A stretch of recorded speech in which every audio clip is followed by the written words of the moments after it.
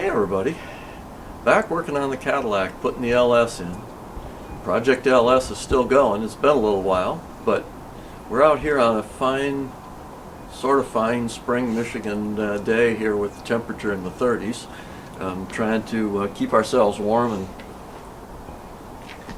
we're getting ready to set the engine in the mounts, we think, for the last time and get it installed. So we got a few things to walk through.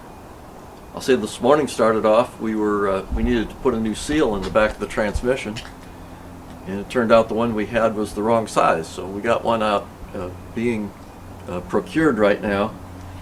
There are two different diameters, and we got the old one out, but then it was pretty obvious the new one was probably 100 thousandths or so bigger than the old one.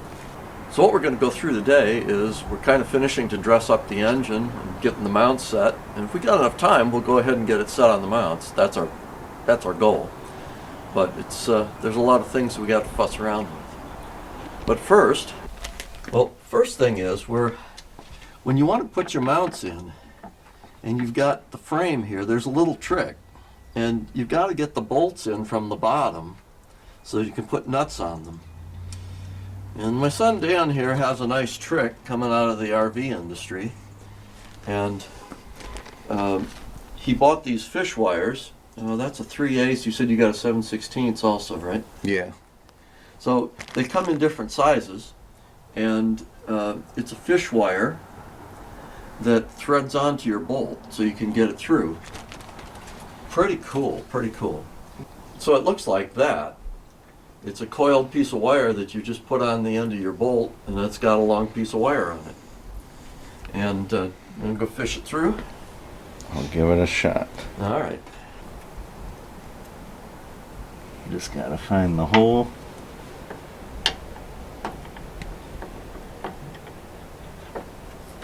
Needle nose pliers.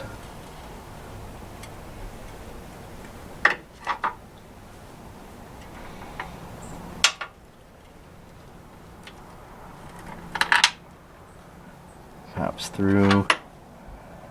Then depending on how it goes, sometimes you put a socket on the back, or if you can get the wrench on it. There it goes. Unthread that. Start the nut on it. Yeah, this saves you a lot of frustration. Yes, it does. You still have to get underneath and sneak your wrench through to torque them down, but so it looks like that. It's just a piece of coiled wire, and you just want to get it on the end thread or two. You don't need to thread it too far onto the bolt, or you'll have trouble getting it off once you get it through the hole. But it's a great leg up for getting these mounts put in place. We've also been getting the mounts ready. We'd had the bolts on, but not everything was torqued down. So carefully torque the 4 bolts into the these are hex heads. These are Allen heads, and they don't give you the official torque. Standard torque for these 10 millimeters is around 35 to 40-ish. I think it's officially 37. I got them up to about 35, and these I got about between 35 and 40 also. Just being kind of gentle, because these bolts are going into aluminum and you don't want to strip the aluminum out, but I'll tell you, they came in and they were pretty doggone solid. So we got these all bolted in place on both sides and torqued to spec, because you sure don't want them coming loose later on. Dan's been working also to put in a set of aftermarket gauges into the car, and these auto gauge, and he's built a bracket and set them up so that it attaches to the ashtray that goes under the dash in the front of this Cadillac. It looks pretty clean. He's got a little work to do to get it back installed, but you'll have voltage, water temp, and oil pressure. And the reason we bring that up right now is because we're putting sensors on the engine. So one of the tricks was he's got a sensor here, which is oil pressure, and this is for the warning light. Yeah, this Right. is off, the sensor is off the 87.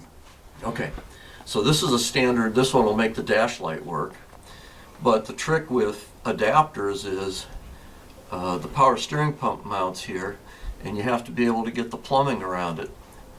And so he had a little bit of trick to get the right spot, but I think he's got it set. Mm-hmm.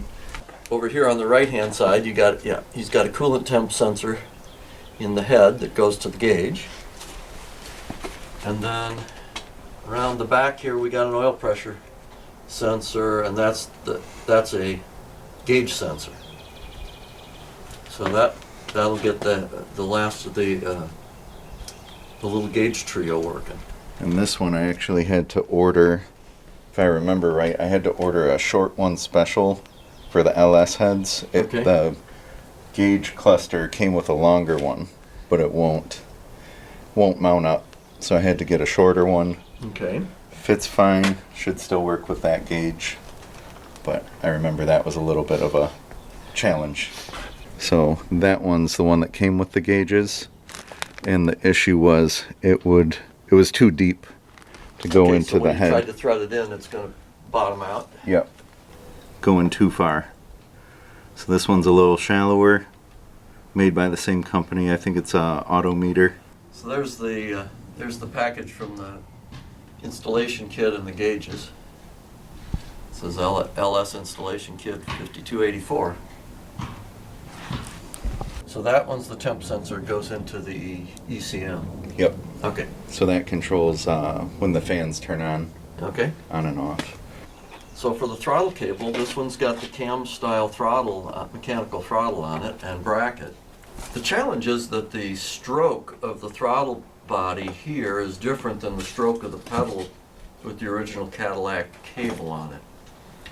And there was some experimentation with, trying to find alternate cables, but ultimately he came up with an adjustable cable.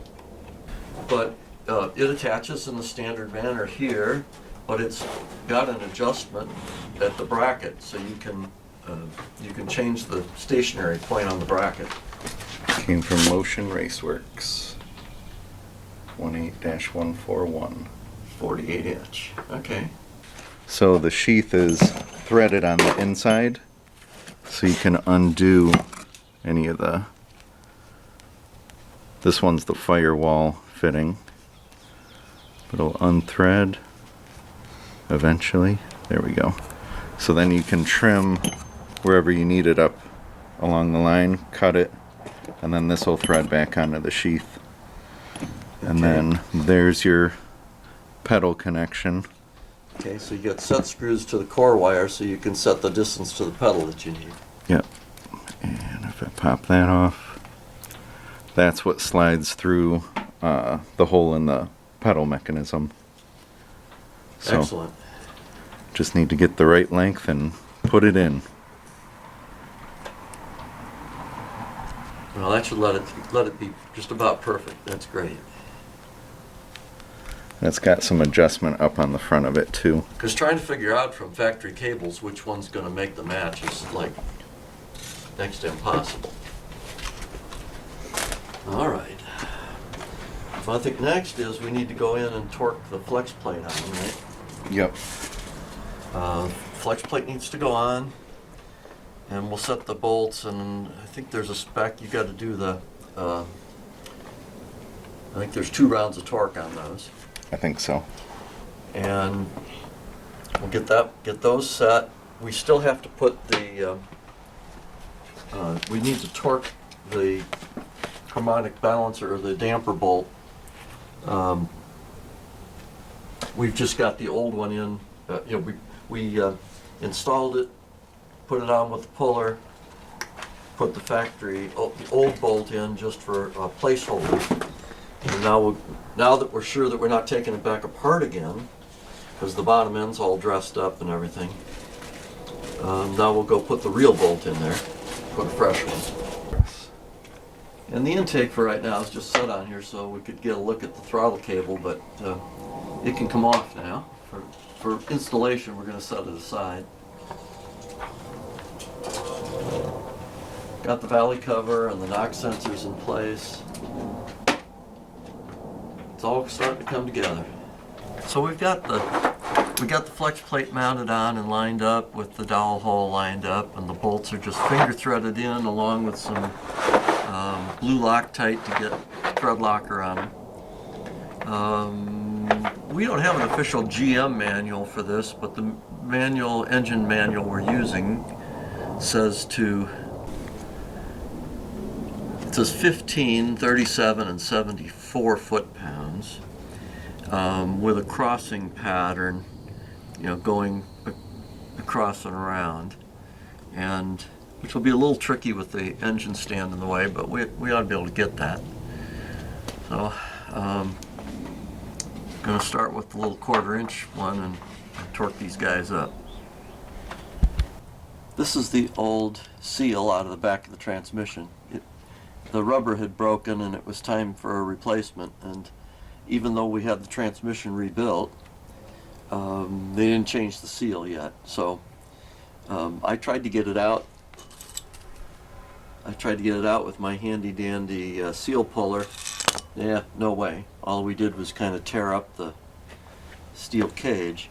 So it ended up with a couple of chisels, very gently working on this edge and kind of crushing it inward until then my puller tool got it out. You just don't want to get in too deep with the puller and hurt the bushing, or totally scar up the aluminum so that it doesn't seal again. And as I said, we had the wrong seal. So here's the fresh one that we got from Napa, and got it all lubed up with Vaseline. That's a good assembly lube for these things. I didn't have the right tool. I was looking for a piece of pipe or tube or something that would, so I could bang this in, and I couldn't find anything. I thought I had one, but it took 4 hands. But we used the 2x4 method, very gently, 2x4 and dead blow hammer. The problem is, if you hit it on one side, the other side wants to pop out. And we had it pop out a couple of times, even being careful. But I held this in place, and Dan, I put the 2x4 up, and I told him to hit it. And, we kind of tried to work back and forth and gradually, and like I say, it popped out a couple times, but once we got it going, we were able to work it in and get it in there nice and flat and flush, and without distorting it. Kind of went in just a little bit at a time, kind of crisscrossing. A couple of notes on the car itself. While we've been out, Dan's been really working to clean things up. So, he cleaned up all the rust on the frame and surface rust that was on different frame parts and so forth. Got these all cleaned up and painted, the steering box. He's been doing a lot of work. In the meantime, the brake lines were in trouble. So he's got new brake lines bent, that run in and feed from the valves, and so all the front end brake stuff is done. I think all the rear is done too, right? We just have to run the connection from up here down the frame rail to the back. Okay. Because I have to change the transmission linkage where it mounts on the frame. Yep. And they're like right in the same spot, so. Okay, so you're going That's to do the the brake last line after you get the linkage figured out. Yep. Okay. And then, I think I've showed this before, but if you see back in there, the transmission cross member is mounted, and to the front there's a tab, and we had that tab welded on to the front so that this transmission mounts in a different spot, and so to get it to line up, we had to extend the bracket forward. And I don't think we will. And when we did that, there were some shims under the back, and we also got a plate made here that if we needed to shim the back of the transmission up a little bit to get the angles right, we can tuck that underneath along with the factory shims. Kind of don't think we're going to need it, but hey, you never know. about ready to go ahead and install the damper bolt, harmonic damper bolt. We've got a stop for the flywheel that will hold it so while we torque it. The bolt that's in there was just in there we used the old bolt for testing. See, Here's the new one. so there's the new bolt ready to go in, and well, we got a flywheel stop here that hooks onto the ring gear and goes up to the starter bolt. So we'll use that for torquing the damper bolt. We want to put in the damper bolt, brand new one. We had put the old one in, we torqued it up after we installed the damper to make sure everything was torqued up tight. And it's been removed, so now we're going to put this one in. Part of the trick when we do this one is that somebody's got to hold the engine stand so the engine doesn't tip over. And it's a torque angle, and I don't have an official torque angle device, but I've got a protractor that it's supposed to go 37 foot-pounds, then 140 degrees. So it needs to go like this down to this straight edge. So this will be a little bit more fun, but we'll figure out how we're gonna. But first off, let's see if we can get it up to 37. I've got my torque wrench set for that.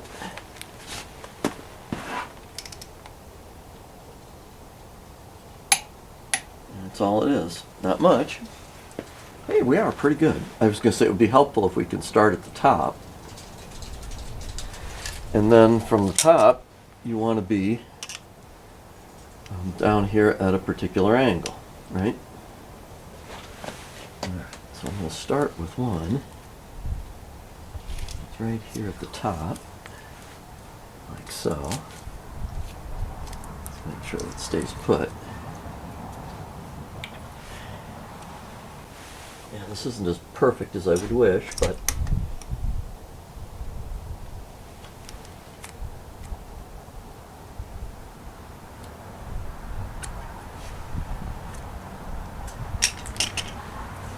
Does it stick enough? yeah, it's not completely happy, but it's doing pretty good. Stick back. Okay. All right. So from I mean, this is an eyeball sighting, but from the center of the bolt, from the forward edge of the tape here to the forward edge of the tape here, pretty doggone close. Maybe scooch this just a touch more.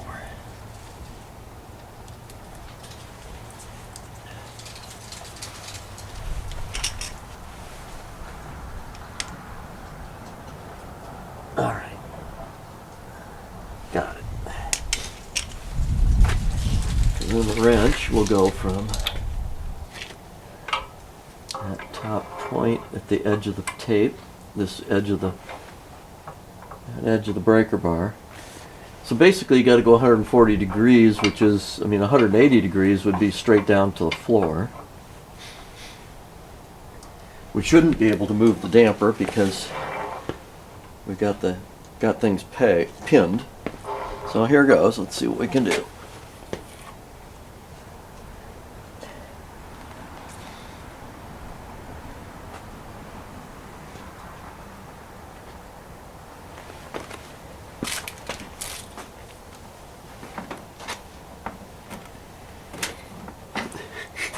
Come on, we're not quite there yet.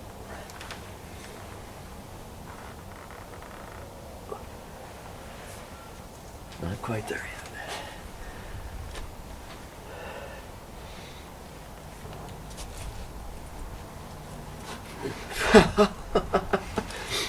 Come on. How much farther? About an inch on the. How are you doing? I'm good. I'm standing on the stand. Well, what I'm going to do is, I have to remember where I was, but I'm going to go back one flat so I can get a more vertical push.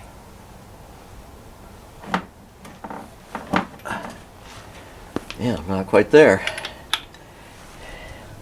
Well, maybe getting close though. What are these? These are 24-inch wrenches, you know. Mm-hmm.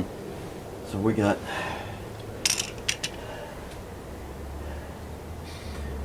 It's like when I'm doing that, it's like it's 165 pounds. I mean, we're over 300 foot-pounds, right? Mm-hmm. Oh, I actually did get a little more on I it. saw it move. Trying to be very hard on the end, very end of the wrench. Yeah. Ooh, there we are. That's right, spot on, Dan. Got it? Yep, that's spot on. We got it. Cool. Man, that's a lot of torque. That's a lot of torque. But the reason you do that, well, first of all, it's torque angle. So you put a preload on it, and then the number of angles that you rotate based on the pitch of the thread, right? You got a pitch of the thread of how many threads per inch. When you go 140 degrees, you're going from where the bolt engages in the threads, you can see where it threads. Mm-hmm. Okay, from here to here, you're stretching that bolt like a spring. And so they've got a calibrated amount of stretch. And that stretch makes sure that that bolt's never going to come loose. And when you get to high RPM on these engines, any engine, the balancer, the damper, it can walk around on there and move, and you can get it. It can come loose, and the bolt can come loose, and so that's why they want to make sure you have, you know, absolutely enough on there. And now I'm convinced we do. But doing it by angle is more consistent than doing it by torque, because it's independent of the friction in the threads. Gotcha. And back in the day, I'll say in the 1980s, I was working with the fastener guys on transmission stuff when we were setting some of the first torque angle things in place, because you know, we needed something better than raw torque, because there was just too much variation in a critical joint like this. All right, hey, that's all right. That's good. Now we can put the converter on and bolt things together. All right, so let's see if we can get this torque converter installed. Through a little bit of, it wasn't empty. We had drained it. Just threw a little bit of fresh fluid in it to try to make sure that it had some fresh. And petrolatum on. Well, the builder had already put some grease, but some petrolatum on the seals and the splines and on the neck, because you want to be careful so you don't cut the converter seal. And it's got to we got to make sure it gets in and seats all the way. So.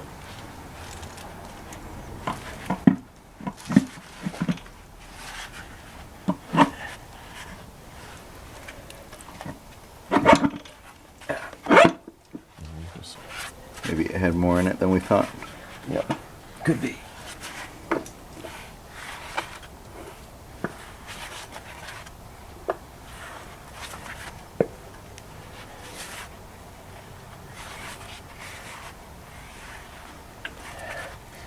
I'm not hearing the.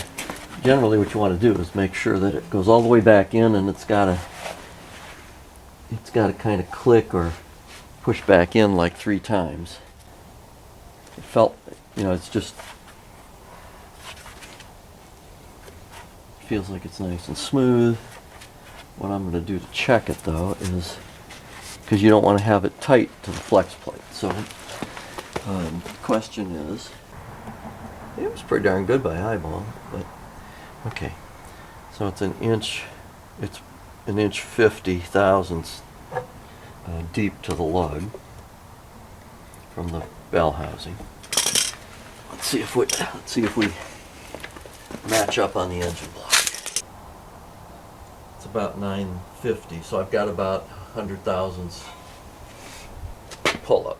Because when you bolt the converter bolts in,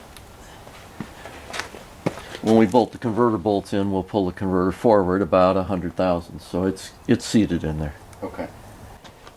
So what I was measuring was the distance from the block to where the converter lugs mate. And so this dimension from here to here on this engine's a little less than 1 inch, and the distance back to the converter lugs is a little more than 1 inch. So I have about a 100 thousandths or maybe 1/8 of an inch clearance between where it bolts to the flex plate and where the lugs are sitting, with the converter all the way back.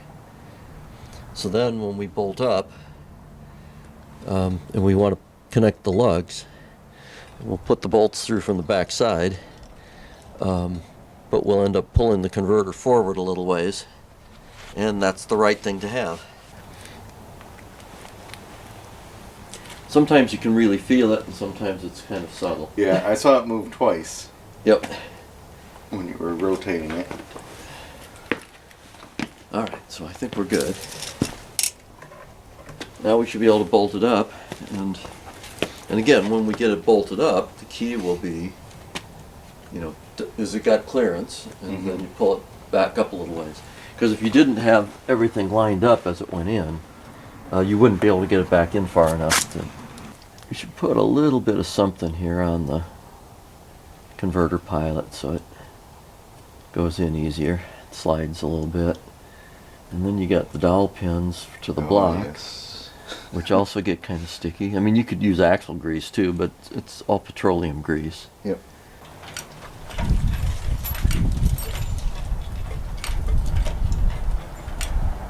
A little more. Doing pretty good. A little more. Stop a second.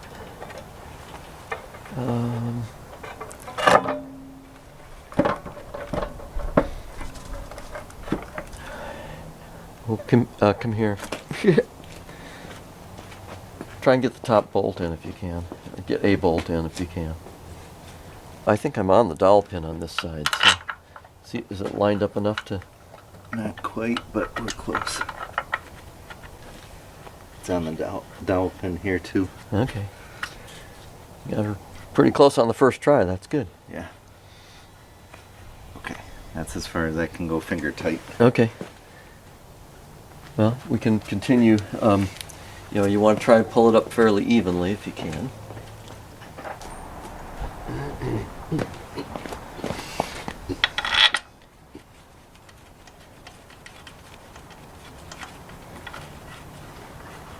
Okay.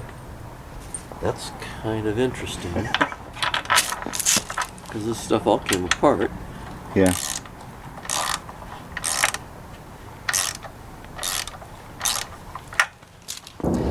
Alright, so we need to torque those up, and then working through the starter hole,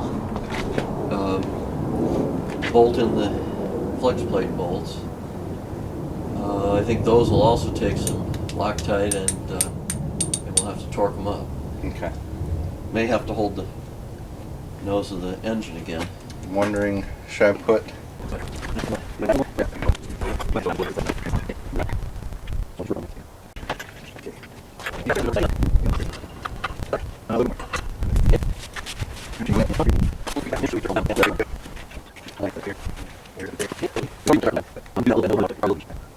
So, if we were to go straight back, it's completely clear. It's like almost set up to sit right on top of the little extension on the cross member. Alright, well, stay put and watch then if you're safe. Okay, yep.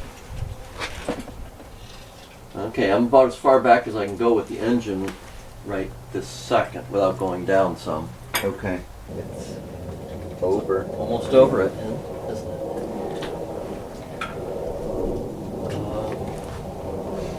It's up against. It's like the dipstick is up against. We can pull it out. Might not. Okay, finally got it in the engine in the car. Best laid plans weren't as good as we thought. For some reason, we ended up, even though we had trial fit this before, we ended up with the rear of the engine hitting the front of dash firewall before we could get over the top of these clamshell mounts, the rubber mount. And we test fit that before, and it worked. But today, we were a half-inch short. The engine was back as far as it could go. It was running into things, and we just couldn't get it. So we took the bolts out of the frame and assembled the mount to the engine bracket and put the through bolt in, and then set everything in place. And now we have plenty of space in the back, lots of clearance. It all looks good. We've got bolts into the frame. It's just anytime we want to pull the engine in or out, we're going to have to pull those bolts out of the frame and take the whole mount together, which is not what one would wish to do. But the only other choice is we could move the engine forward on these plates. There's another position that's like, inch and a half. We could bring it another inch and a half forward. To do that, we'd have to move the rear cross member on the transmission, which we've already had modified. We'd have to move it about another inch and a half. So for right now, it's sitting, and we're going to do a bunch of checking and try to decide whether this is exactly where we want it, or whether we're going to tweak that rear cross member mount and move it one more time. We've also got one more.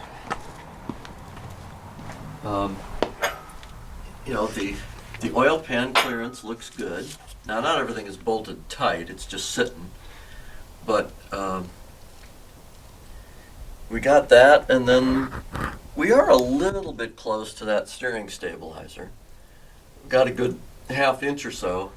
It's only a question of how close do you get when you run the steering through its motion. Will it get too tight? Would we risk bumping that?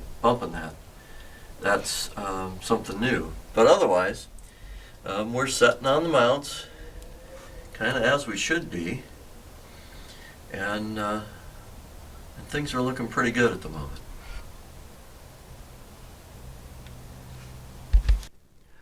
Well, we solved the mounting issue. It was really okay, and our previous test was really good.